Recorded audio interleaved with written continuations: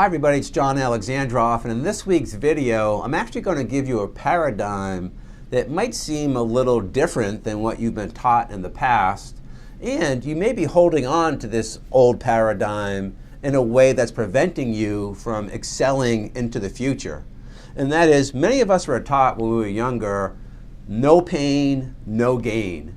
Now it's interesting, when you were trained as an athlete, for example, I can understand that concept because you really have to physically work hard to build your mentality and to build your body to get to the point where you can excel at the highest level in athletics. But what I've found as it relates to sports, relationships, our children, if we're in that no pain, no gain mentality, it actually can be counterproductive.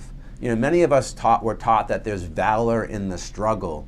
You know, that somehow we have to climb that ladder to get to the top in order to plant the flag at the top of the mountain of success. And some of those things maybe at times can be productive for us, but most of the time they're not. Most of the time I find when people are caught up in the struggle, they're actually working against themselves. So I want you to think more in terms of no pain, maximum gain. In other words, how can I get to my goal in a way that's not going to be harmful to myself and other people?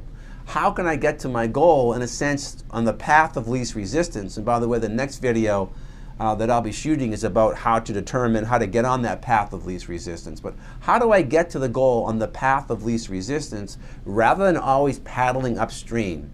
You know something, that the tide goes in and the tide goes out. And also, if you're ever on a river, you know this, that the river flows in one direction.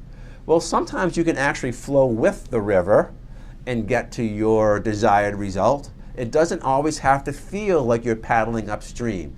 So have that principle in your mind now moving forward. No pain, maximum gain, and what's the path of least resistance to my goal? When you get into that mindset, I think you'll see you'll make quantum leaps in the accomplishment of your goals.